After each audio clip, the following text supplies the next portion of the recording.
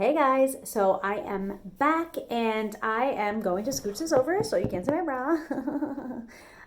So I'm wearing the same sweatshirt that I was wearing in my last video when I said I'm back on Poshmark. It is totally like a week later. My nails are different, you guys can tell. They're totally different days. And maybe I watched this and maybe I didn't. So I wanted to talk about the two sales that I had in 24 hours, 48 hours of being back on Poshmark, and I want to tell you guys why I think they sold, and some more tips and tricks, tips and tricks as to why I think they sold and what you guys can do to boost your sales and be realistic about selling. So most times these videos are super authentic and just like off the top of my head, and nothing is like written down, so just bear with me when I go through this. Okay, so first and foremost, the reason why I think that my products sold basically right away is because they were both extremely searchable. So one of them was the Glossier, I don't know how to say it. It's like some popular brand. I happen to not like the products at all. I received an entire like sample pack for Christmas and I was using them and I hated them and I was like, this is so annoying. So I just kind of like pushed them off to the side. I used them like once or twice. And I put them off to the side. And then when I decided to get back on Poshmark, I was like, let me list them.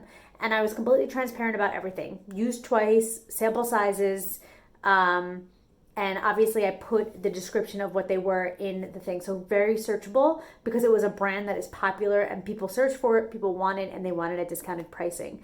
The second thing to do with that is that I didn't want the product anymore. And it was given to me as a gift. So for me, it was like 100% profit no matter what. It didn't matter if I made $1 on it. It was 100% profit. So it was very competitive with pricing. As I had said, I like to go through Poshmark and see what it had sold for in the past. Mine were the smaller sizes. So I wanted to see what the set. So it came in like a set. So I actually put in like the research. And I think this is very important because you want to be realistic with your pricing and you want to be competitive with your pricing. So I went and I did the research. So I went on the Glossify, I don't even know what they're called. I went on the website. I have one of the products here. I just don't like them. Glossier. This I did not sell because it's basically done. And I'm not a fraud. But the other ones I had tried and I was like, whatever. So I went on the website for this and I saw the samples pack that I got retailed for like $50. It came in like this carton kind of like thing. And I think there were like 5 to 7 products in it. And so I was like, okay, they retail for $50. If there's 5 to 7 products left in it, they're like, I don't know, less than $10 a piece. I believe I listed them for $6. And when somebody put them both in the bundle, I was like, I'm going to be aggressive about this because this was the first sale that I got back on Poshmark. And I was like, I want to make sure I get a sale. I want to get back into this. So I was super aggressive about it. So I think she wound up getting them for $6. Maybe each. Maybe it was $6 each. I'm going to put everything in here so you guys can see. I'm not even sure what the shipping discount and everything like that is, but it's going to be here so you guys can see. I just wanted to be super aggressive because I wanted to sell it. So as soon as I saw somebody had interest in it, I did the I did the price cut to likers because multiple people had liked it. I think maybe like 2 or 3, which it only takes one person to buy something, especially if you have one of it. So I was very aggressive about that. I did my research on pricing and I, again, had no attachment to it. So I wasn't like, well, I kind of want to keep this. Like, it's like not like I want to get this out of my face. I don't care what it sells for. The other thing that I sold, this might sound horrible, but a client of mine actually gave it to me. She had 2 of them, and they were both open. And she said she's like, I never used it, or maybe I used it once. So I put in the description, both use at most once. And like when I weighed them, like felt them, like I could tell that they both were like full. And it was Revere or something like that, Milk. I had never heard of it, but I looked it up, and they sell in Sephora. They were full size. They sell for like $40 each. Since they were both opened, and since I was just looking to get rid of them, I actually wound up selling them, I believe, total $40 for both since they were both opened. Again, incredibly searchable, very highly sought after. I could be aggressive with my pricing because I got it for free. I didn't spend money on this. And also, I wanted to get rid of it. I don't have hair. I don't need it. So that is the reason why I think that my prices, or why those 2 products sold really fast. Incredibly searchable, and I was very aggressive with pricing. I want to sell the stuff in my closet. I don't want to sit around. If there is a part of me that gets a pang in my stomach that feels like, I don't want this to sell, I'm not listing it. Why would I list it? I'm going to keep it because I want it. So that is that. In 48 hours, I think I made over $35, which is not bad considering. And those were like two of the first things that I listed because I knew I went in order of things that like I just don't want. So yeah. So again, let's recap. Got to be searchable. I've said this in like every reselling video that I ever did. Like a Victoria's Secret bra is going to sell faster than a no-name bra because people search for a Victoria's Secret bra. You got to be competitive and realistic on your pricing. If it is something that is used, you cannot sell it for full asking retail price because you used it.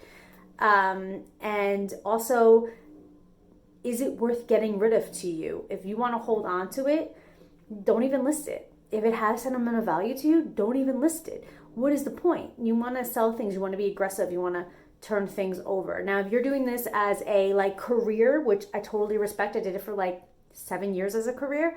You want to be a little less competitive with your pricing. Not competitive. You want to be a little less aggressive with your pricing.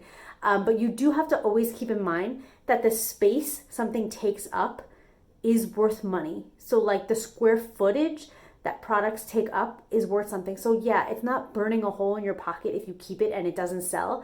But if it's taking up valuable space in your life, in your retail space, on your shelves, and you can't bring other products in, or if your money's tied up in things that aren't selling, drop the prices, keep it moving. Don't repurchase those things to resell.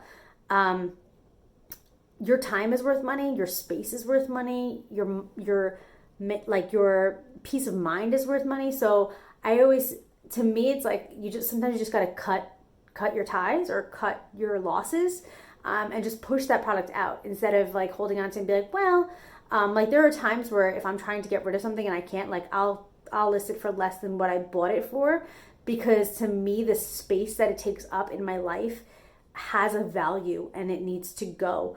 Or even if like I'm breaking even on it, like that's money of mine that's tied up where I can't reinvest in things because my money is tied up. So everything like that does have a monetary price or value to it. So you have to consider stuff like that. You can't go into business, obviously, undercutting yourself and losing money on everything, because then it's just a dead business. It's not making money. Just call it a hobby at that point. A hobby that cuts your losses and doesn't make you money. Very different. But for things that you're already committed to mentally just getting rid of, like if you're like at the point where you're like, I would liquidate this otherwise or give it away for free, try to make a buck or two out of it instead of, just doing that. So just try to cut your losses that way. So those are my thoughts. That is why I think that my two things sold within 48 hours. And I'm super happy with the how Posh is going right now. So knock on wood, I'm very happy. It's going really well. I am exclusively on Poshmark. I'm not on eBay. I might venture out into that, but I'm really not sure. Let me know if you guys like these videos. I haven't done videos like this in like a year or two, and I'm loving doing them. So let me know if this is something that you guys definitely still want to see. And that's pretty much it. Until next time, work hard, dream big, eat cake. Bye, guys.